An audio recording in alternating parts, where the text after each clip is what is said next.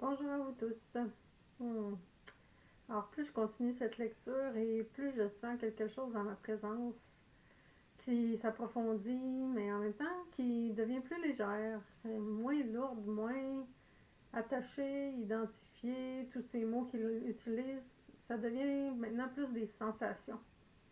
Alors, je vous souhaite aussi de vivre ce genre de sensation qui fait qu'on se connecte un petit peu plus à ce qu'on semble être vraiment derrière tout ça.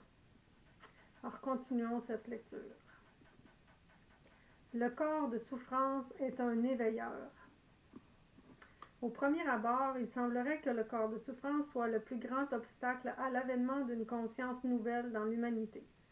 Il occupe votre esprit, il contrôle et déforme votre pensée, il dérange vos relations. En vous, il se ressent comme un nuage gris qui occupe tout votre champ énergétique. Il a tendance à vous rendre inconscient, spirituellement parlant, c'est-à-dire totalement identifié à vos pensées et vos émotions. Il vous fait réagir et vous fait faire et dire des choses exprès pour intensifier la misère en vous et dans le monde. À mesure que cette misère augmente, elle multiplie aussi les problèmes dans votre vie. Peut-être votre corps ne peut-il plus supporter de stress et contracte une maladie ou un dysfonctionnement quelconque. Peut-être avez-vous un accident, vous trouvez-vous dans une énorme situation conflictuelle ou un immense drame émotionnel causé par le corps de souffrance, qui veut que quelque chose se passe. Ou bien vous devenez violent, ou encore vous en avez par-dessus la tête et vous ne pouvez plus vivre avec ce côté malheureux. Bien entendu, le corps de souffrance fait partie de ce faux moi. Chaque fois que vous êtes sous l'emprise du corps de souffrance, chaque fois que vous ne le reconnaissez pas, il devient partie prenante de votre ego. Alors, tout ce à quoi vous vous identifiez se transforme en ego. Le corps de souffrance est une des choses les plus puissantes à laquelle l'ego puisse s'identifier, et il en a besoin pour se renouveler. Cette mésalliance peut, à un moment, se détruire dans le cas où le corps de souffrance est si fort que les structures de l'ego, au lieu d'être renforcées par lui, se font éroder par les continuelles attaques de sa charge énergétique. On peut comparer cela à un appareil électronique qui fonctionne bien avec du courant électrique, mais qui sera détruit si le voltage est trop fort. Les gens ayant un corps de souffrance chargé atteignent souvent un point où ils sentent que leur vie devient insupportable, où ils ne peuvent plus supporter aucune souffrance, aucun mélodrame. Une personne exprimera ce sentiment en disant crûment et simplement qu'elle en avait marre d'être malheureuse. D'autres sentent, comme ce fut le cas pour moi, qu'elles ne peuvent plus vivre avec elles-mêmes. La paix intérieure devient alors leur priorité. Leur souffrance émotionnelle aiguë les force à se désengager du contenu de leur mental et des structures mentales et émotionnelles qui donnent naissance au petit moi malheureux et le perpétuent. Elles savent alors que ni leur histoire de malheur ni leurs émotions ne sont ce qu'elles sont foncièrement. En réalisant qu'elles sont le connaître, elles réalisent qu'elles sont le connaître, pas le connu. Plutôt que de les attirer vers l'inconscience, le corps de souffrance les éveille et devient le facteur décisif qui les pousse vers l'état de présence. Cependant, en raison d'un afflux sans précédent de conscience, il y en a en ce moment sur la planète un grand nombre de gens qui n'ont plus besoin de connaître les affres de la souffrance pour pouvoir se désengager de leur corps de souffrance. Chaque fois qu'ils remarquent qu'ils sont retombés dans un état dysfonctionnel, ils ont la capacité de sortir de l'identification à la pensée et à l'émotion pour revenir à l'état de présence. Ils renoncent à la résistance, retrouvent quiétude et vigilance et font un avec ce qui est dedans ou dehors. La prochaine phase de l'évolution humaine n'est pas inévitable, mais pour la première fois dans l'histoire de notre planète, elle peut prendre la forme d'un choix conscient. Et ce qui fait ce choix, vous, et qui êtes-vous?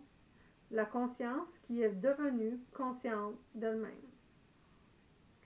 Se libérer du corps de souffrance.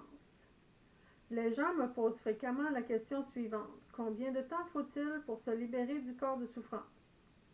Je leur réponds que cela dépend aussi bien de la densité de leur corps de souffrance que du degré de leur état de présence.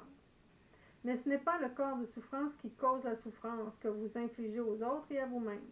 C'est l'identification à lui. Ce n'est pas le corps de souffrance qui vous force à revivre sans arrêt le passé et qui vous maintient dans un état d'inconscience, mais l'identification à lui. Alors, il vaudrait mieux poser la question suivante. Combien de temps faut-il pour se libérer du corps de souffrance? À cela, je réponds, pas de temps du tout. Quand le corps de souffrance est activé, sachez que ce que vous sentez en vous, c'est le corps de souffrance. Le fait de savoir et de reconnaître cela suffit pour désamorcer cette identification. Et quand l'identification est désamorcée, la transmutation commence. Le savoir empêche les vieilles émotions de remonter dans votre tête et de prendre non seulement le contrôle du dialogue intérieur, mais également de vos actes et de vos agissements envers les autres.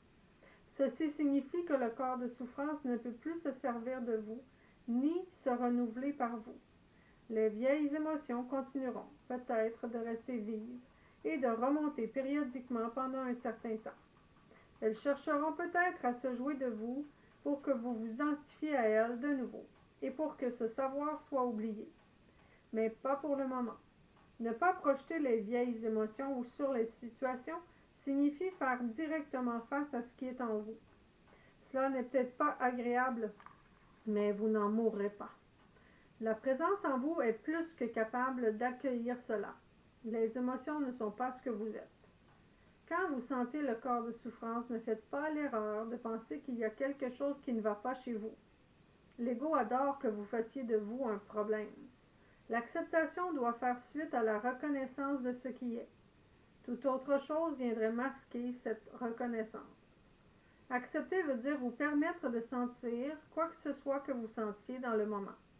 Cela fait partie de l'être, là, du moment présent. Vous ne pouvez contredire ce qui est. En fait, vous le pouvez, mais si vous le faites, vous souffrez. En laissant les choses être ce qu'elles sont, vous devenez ce que vous êtes, c'est-à-dire vaste, spacieux. Vous devenez entier. Vous n'êtes plus un fragment, façon d'être tel que l'ego se perçoit. Votre véritable nature émerge, qui ne fait plus qu'un avec la nature de Dieu. C'est ce à quoi Jésus fait allusion quand il dit « Soyez entiers comme le Père qui est aux cieux est entier ». Dans le Nouveau Testament, le terme original grec, qui veut dire entier, intégral, total, a mal été traduit par le terme parfait. Cela veut donc dire que vous n'avez pas besoin de devenir entier seulement d'être ce que vous êtes déjà, avec ou sans le corps de souffrance. Début du chapitre 7. Alors, découvrir qui vous êtes véritablement. Goti Soton, connais-toi toi-même en grec. Tels sont les mots qui furent gravés au-dessus de l'entrée du temple d'Apollon à Delphes, le lieu de l'oracle sacré. Dans la Grèce antique, les gens se rendaient à l'oracle en espérant découvrir quelle destinée on leur prédirait ou quel geste ils devraient poser dans une situation précise. Il est très probable que la plupart des visiteurs virent et lurent ces mots en entrant dans le temple sans réaliser qu'ils signalaient une vérité encore plus profonde que tout ce que l'oracle pouvait leur révéler. Ces gens ne réalisèrent peut-être pas non plus que quelque part soit l'importance ou la précision de la révélation faite par l'oracle.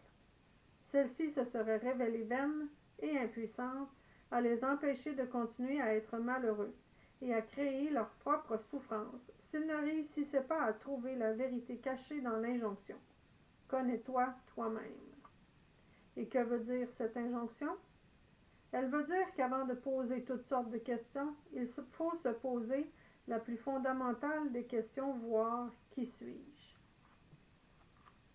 Les gens inconscients et nombreux le reste, pris qu'ils sont dans leur ego durant toute leur vie, vous diront très rapidement qui ils sont en déclinant leur nom, leur prénom, leur profession, leur histoire personnelle, la forme ou l'état de leur corps, ainsi que toute autre chose à laquelle ils s'identifient. D'autres gens peuvent sembler plus évolués parce qu'ils pensent être des âmes immortelles ou des esprits divins. Mais se connaissent-ils vraiment eux-mêmes? ou bien n'ont-ils qu'ajouté quelques concepts d'allure spirituelle au contenu de leur mental? Se connaître soi-même, c'est bien plus qu'adopter un ensemble d'idées ou de croyances. De telles idées ou croyances spirituelles peuvent certes être de bons indicateurs, mais elles ont rarement en elles-mêmes le pouvoir de déloger les concepts centraux les plus fermement établis concernant votre identité, concepts qui font partie du conditionnement du mental humain. Se connaître en profondeur n'a rien à voir avec toutes sortes d'idées qui flottent dans votre esprit. Se connaître, c'est être profondément enraciné dans l'être, au lieu d'être perdu dans le mental. Qui vous pensez être? Le sens que vous avez de ce que vous êtes détermine ce que vous percevez être comme, par exemple, vos besoins et ce qui importe dans votre vie. Et c'est justement ce qui importe dans votre vie qui aura le pouvoir de vous déranger et de vous bouleverser. Vous pouvez vous servir de cela comme d'un critère pour découvrir à quel point vous vous connaissez profondément ou pas. Ce qui vous importe réellement n'est pas nécessairement ce que vous dites ou croyez, mais plutôt ce que vos gestes et vos réactions vous révèlent sur l'importance et le sérieux que vous attachez aux choses. Alors, vous voudrez peut-être vous poser la question suivante. Quelles sont les choses qui me dérangent et me bouleversent? Si de petites choses ont l'air de vous déranger, alors qui vous pensez être est exactement comme ça, petit. Il s'agit là de votre croyance inconsciente. Et quelles sont ces petites choses? En fin de compte, ce sont toutes les choses puisque tout est passager. Vous me direz, mais je sais que je suis un esprit immortel, ou je suis fatigué de ce monde et tout ce que je veux, c'est la paix. Jusqu'au moment où le téléphone sonne. Mauvaise nouvelle, la bourse a chuté. Le marché ne se conclura pas. La voiture a été volée. Votre belle-mère est arrivée. Le voyage a été annulé. Le contrat a été rompu. Votre conjoint vous a quitté. On vous réclame beaucoup d'argent. On vous dit que c'est votre faute. Tout d'un coup, la colère monte, l'anxiété vous assaille, votre voix devient dure. Je ne supporterai plus tout ça. Vous accusez et blâmez, vous attaquez, vous vous défendez ou vous vous justifiez. Et tout cela se passe en mode automatique. De toute évidence, il y a quelque chose de beaucoup plus important pour vous maintenant que la paix que vous disiez vouloir. Et vous n'êtes plus un esprit immortel. Le marché, l'argent, le contrat, la perte ou la menace de perdre sont devenus plus importants. Pour qui? Pour l'esprit immortel que vous dites être. Non, pour le moi. Ce petit moi qui cherche la sécurité ou la satisfaction dans les choses passagères et qui se met en colère ou angoisse parce qu'il n'arrive pas à obtenir l'un ou l'autre. Mais au moins vous savez maintenant que vous pensez être, qui vous pensez être véritablement. Si la paix est réellement ce que vous voulez, alors c'est la paix que vous choisirez. Si la paix avait plus d'importance que n'importe quoi d'autre, et si vous vous connaissiez comme étant véritablement cet être spirituel, et pas comme ce petit moi, vous ne réagiriez pas et vous resteriez absolument vigilant quand des situations ou des personnes vous confrontent et vous mettent au défi. Vous accepteriez immédiatement la situation et ne feriez qu'un avec elle, plutôt que de vous en dissocier. La réaction proviendrait alors de votre vigilance. Ce serait ce que vous êtes et non pas ce que vous pensez être, le petit moi, qui réagirait. Votre position serait puissante et efficace, tout en ne vous faisant pas d'ennemis avec les gens et en évitant que les situations se retournent contre vous. La vie s'assure toujours que vous ne pouvez pas vous leurrer pendant trop longtemps quant à votre véritable identité. Elle vous montre ce qui importe vraiment pour vous. La façon dont vous réagissez aux gens et aux situations, surtout quand les défis sont de taille, est la meilleure façon de voir à quel point vous vous connaissez ou pas. Plus la vision que vous avez de vous-même est limitée et étroite, plus vous remarquerez les limites et l'inconscience des autres et y réagissez. Vous faites de leurs défauts ou de ce que vous percevez comme étant leurs défauts leur identité. Ceci veut dire que vous voyez seulement l'ego en eux, ce qui renforce par conséquent l'ego en vous. Au lieu de voir les autres par le prisme de leur ego, vous ne voyez que leur ego. Et qui regarde leur ego? L'ego en vous. Les gens très inconscients font l'expérience de leur propre ego quand ce dernier leur est reflété par l'ego des autres. Quand vous réalisez que ce à quoi vous réagissez chez les autres se trouve également en vous, et parfois seulement en vous, vous commencez à prendre conscience de votre propre ego. À cette étape, vous pouvez aussi réaliser que vous faisiez aux autres ce que vous pensiez que les autres vous faisaient.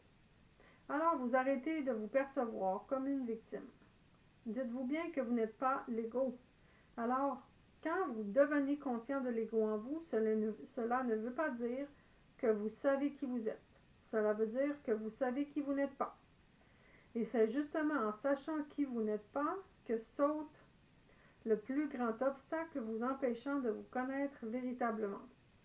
Personne ne peut vous dire qui vous êtes. Ce ne serait qu'un autre concept qui ne vous changerait en rien. Qui vous êtes ou ce que vous êtes n'a besoin d'aucune croyance. En fait, toute croyance est un obstacle. La réalisation de ce que vous êtes n'est à la limite pas nécessaire, puisque vous êtes déjà ce que vous êtes.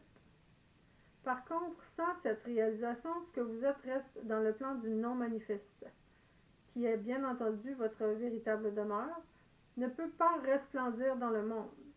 Alors, selon les apparences, vous êtes comme la personne pauvre qui ne sait pas qu'elle a 100 millions de dollars dans son compte. Sa richesse reste un potentiel non exprimé. L'abondance. Qui vous pensez être est par ailleurs intimement lié à la façon dont vous estimez que les autres vous traitent. Bien des gens se plaignent que les autres ne les traitent pas assez bien. On ne m'accorde aucun respect, aucune attention, aucune reconnaissance, disent-ils. On me prend pour acquis. Et quand les gens sont gentils avec eux, ils s'imaginent toutes sortes de motivations cachées. Les autres veulent me manipuler, profiter de moi. Personne ne m'aime. Et ce qu'ils pensent d'eux revient à ceci. Je suis un pauvre petit moi, en manque, dont les besoins ne sont pas comblés. Cette perception erronée de ce qu'ils sont amène le dysfonction dans toutes leurs relations. Ils croient qu'ils n'ont rien à donner et que le monde ou les autres gens retiennent ce dont eux ont besoin. Leur réalité tout entière est fondée sur un sentiment illusoire de qui ils sont. C'est ce qui sabote toutes les situations et relations. Si la pensée du manque, qu'il s'agisse d'argent, de reconnaissance ou d'amour, est devenue une partie intégrante de ce que vous pensez être, vous connaîtrez toujours le manque.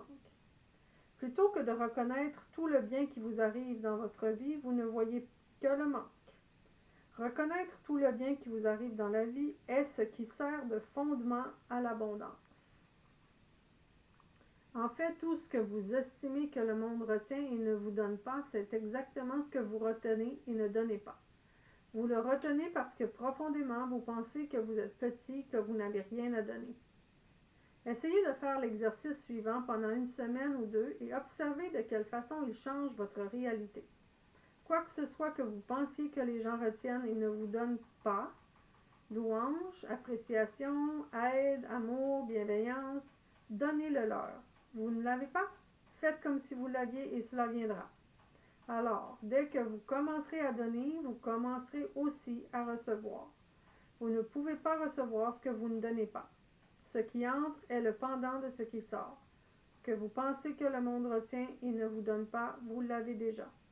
Si vous ne le laissez pas sortir, vous ne saurez même pas que vous le possédez. Ceci comprend aussi l'abondance.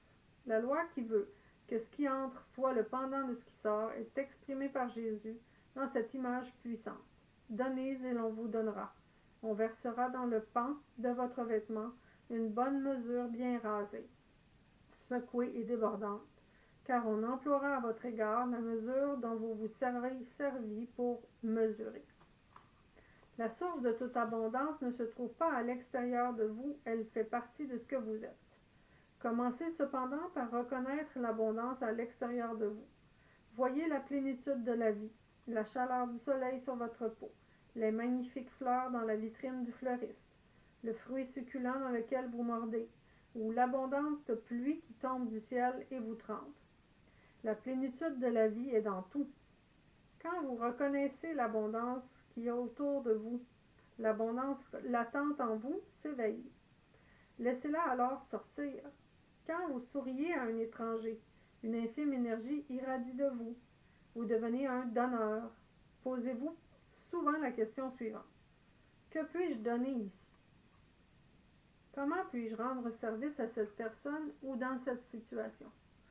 Point besoin de posséder quoi que ce soit pour vous sentir abondant. Par contre, si vous vous sentez constamment abondant, l'abondance viendra certainement à vous. En fait, elle ne vient qu'à ceux qui l'ont déjà en eux. Tout cela semble un peu injuste, mais ça ne l'est pas, bien entendu. C'est une loi universelle.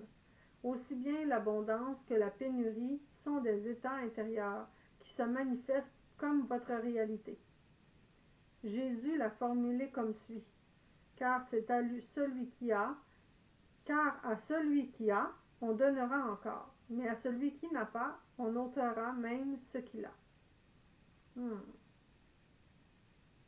Qui je suis et qui je crois être. Ouf! Beaucoup de choses ici, hein? Moi, je vais peut-être profiter du fait que j'ai le livre pour relire certains passages, mais je sens déjà des énergies qui bougent, en tout cas à l'intérieur. Donc, je vais laisser ça bouger un petit bout de temps et je vais revenir sur cette énergie. Alors, je vous souhaite une bonne fin de journée et je vous dis à la prochaine, en espérant que vous profitez vous aussi de cette belle lecture. Merci, bye bye.